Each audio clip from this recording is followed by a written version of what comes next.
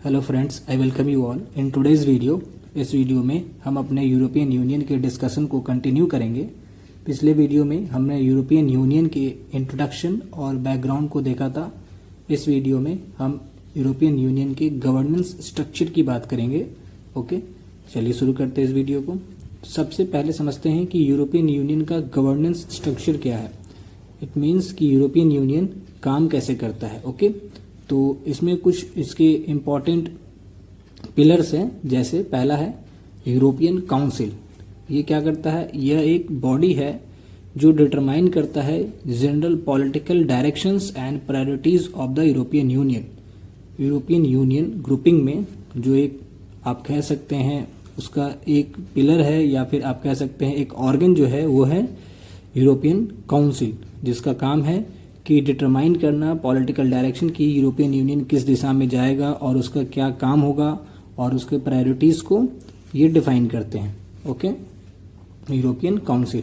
फिर नेक्स्ट है European parliament.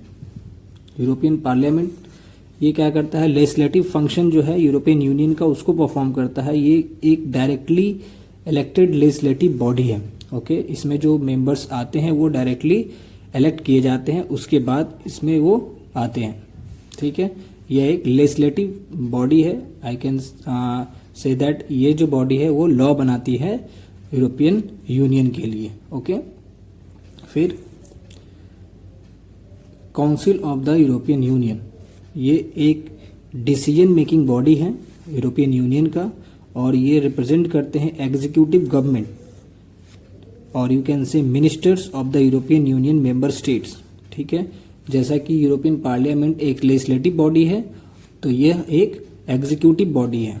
ठीक है, जो लेजिस्लेटिव फंक्शंस जो किया जाता है यूरोपियन पार्लियामेंट के द्वारा उसको ये लागू करवाती है, यानी कि एग्जीक्यूट करवाती है। ओके, इसमें जो रिप्रेजेंटेशन होते हैं वो यूरोपियन यूनियन के जितने मेंबर कंट्रीज हैं उनके मिनिस्टर्स का होता है। ओके, नेक्स्ट समझते हैं European Commission. It is the fourth body of the European Union. यह एक एग्जीक्यूटिव बॉडी है यूरोपियन यूनियन का, जो रिस्पॉन्सिबल है for proposing legislation, implementing decisions and managing day to day businesses of the European Union. तो इसका basic जो काम है वो है कि किसी तरीके के लॉ को प्रपोज करना यूरोपियन पार्लियामेंट के सामने, डिसीजंस जो है लिए गए हैं उनको इम्प्लीमेंट करवाना, और डे टू डे जो फंक्शंस है यूरोपियन यूनियन के उसको मैनेज करना। Okay, just like secretariat. Okay, तो ये यूरोपियन कमीशन हो गया। फिर समझते हैं नेक्स्ट है European Court of auditors. Okay, यह इन्वेस्टिगेट करता है प्रॉपर मैनेजमेंट ऑफ फाइनेंसेस, कि जो भी फाइनेंसेस यूरोपियन यूनियन के द्वारा मैनेज किए जा रहे हैं क्या उसका प्रॉपर मैनेजमेंट हो रहा है या नहीं। ठीक है, और यह एक्ट करता है as an independent guardian of the financial interest of the EU citizens. European Union के लोगों का एक तरीके से कह सकते हैं कि उनके फाइनेंशियल इंटरेस्ट को बनाए रखने के लिए यह एक अहम रोल निभाती है, जिसमें इनको कहा जाता है कि यह एक गार्जियन है एक तरीके से लोगों के फाइनेंशियल इंटरेस्ट को प्रोटेक्ट करने का। ओके, तो European Court of auditors. Next समझते हैं कुछ और बॉडी के बारे में। दो और इम्पॉर्टेंट बॉडी है। पहला है यूरोपियन कोर्ट ऑफ जस्टिस। ठीक है, यह सिक्स्थ बॉडी है। द ट्रीटी ऑफ लिस्बन, जो कि साइन किया गया था 2007 में और फोर्स में आया 2009 में। इस ट्रीटी ने क्या किया? Court of justice of the European communities, ये बॉडी बहुत पहले बनाई गई थी, जो हमने देखा था शुरुआत में ही।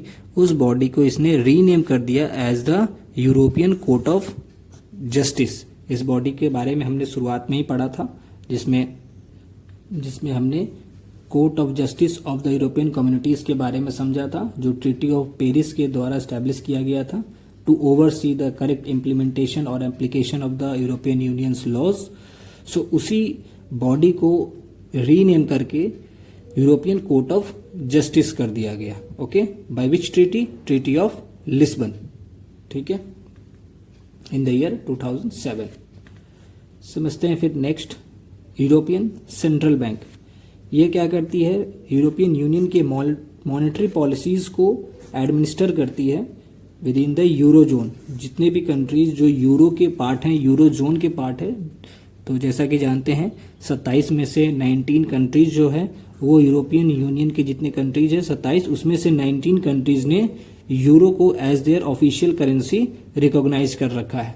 तो उनके जितने भी मॉनेटरी पॉलिसीज है उसको एडमिनिस्टर करने का काम है यूरोपियन सेंट्रल बैंक का। ओके, तो ये गवर्नेंस स्ट्रक्चर हमने देखा यूरोपियन यूनियन का। अब एक और इम्पॉर्टेंट टॉपिक है, वो है शेंगेन एग्रीमेंट, उसको समझते हैं।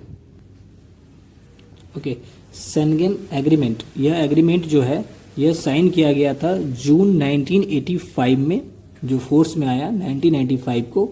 शेंगेन बेसिकली एक विलेज है लग्जमबर्ग कंट्री में, तो उसी जगह पे इस एग्रीमेंट को साइन किया गया था। That's why it is called Schengen agreement. तो ये कब साइन किया गया था? जून 1985 को, और फोर्स में आया 1995 को। इस एग्रीमेंट ने क्या किया कि जितने भी कंट्रीज इसके पार्ट बने उनके बीच में नेशनल बॉर्डर्स को रिमूव करके एक तरीके से फ्री मूवमेंट जो है वो स्टार्ट कर दिया अक्रॉस यूरोप। ठीक है, इसी को कहा जाता है शेंगेन एरिया। मतलब जितने भी कंट्रीज इनके पार्ट बने उन कंट्रीज ने अपने नेशनल बॉर्डर्स को रिकॉग्नाइज ना करने के लिए क्या किया? शेंगेन एरिया और एग्रीमेंट साइन कर लिया, जिसमें कि फ्री मूवमेंट हो सके लोगों का अक्रॉस दीज कंट्रीज जो भी इनके पार्ट बनेंगे। ओके, शेंगेन एरिया क्या करता है? ये सिग्निफाई करता है ए जोन ऑफ 27 यूरोपियन कंट्रीज। इसमें 27 यूरोपियन कंट्रीज शामिल हैं जिन्होंने अपने इंटरनल बॉर्डर्स को एबॉलिश कर दिया for free and unrestricted movement of people, ताकि लोग जो है किसी भी पर्पज से एक कंट्री से दूसरे कंट्री आसानी से जा सके। ओके, आगे कुछ और बातें समझते हैं। इसमें जो 27 कंट्रीज हैं इसमें most of the European Union countries शामिल हैं एक्सेप्ट आयरलैंड को छोड़ के, along with some non European Union countries जैसे कि नॉर्वे, आइसलैंड, स्विट्जरलैंड, लिechtenstein। तो ये 27 कंट्रीज सबके सब यूरोपियन यूनियन के कंट्रीज नहीं हैं। इसमें यूरोपियन यूनियन के कंट्रीज तो हैं ही, लेकिन उसमें आयरलैंड नहीं है। फिर कुछ नॉन यूरोपियन कंट्रीज भी है जैसे नॉर्वे, आइसलैंड, स्विट्जरलैंड, लिechtenstein।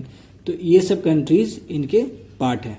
ओके, तो जैसे कुछ कंट्रीज जैसे हमने लिख रखा है 27 कंट्रीज, इसके नाम आप देख सकते हैं। आपको नाम याद रखने की ज़रूरत नहीं है, मैं एक बार पढ़ दे रहा हूँ। 27 कंट्रीज जो इसके पार्ट हैं वो हैं ऑस्ट्रिया, बेल्जियम, चेक Republic, Croatia, Denmark, Estonia, Finland, France, Germany, Greece, Hungary, Iceland, Italy, Latvia, Liechtenstein, Lithuania, Luxembourg, Malta, Netherland, Norway, Poland, पुर्तगाल, Slovakia, Slovenia, Spain, Sweden, Switzerland. Moreover कुछ कंट्रीज ऐसे भी हैं जो इनके पार्ट बनना चाहते हैं और they will soon be the part of this Schengen agreement, जैसे कि रोमानिया, बुल्गारिया एंड साइप्रस। तो ये 27 कंट्रीज हो गए यहाँ तक, और देन कुछ और कंट्रीज जो इनके पार्ट बनना चाहते हैं। ठीक है, तो ये था शेंगेन एग्रीमेंट। ओके, तो यहाँ हमारा यूरोपियन यूनियन का जो टॉपिक है वो ख़त्म होता है। आई होप आपको यह टॉपिक और यह वीडियो पसंद आया होगा। नेक्स्ट वीडियो में मिलते हैं किसी और इम्पोर्टेंट टॉपिक के साथ। Thank you.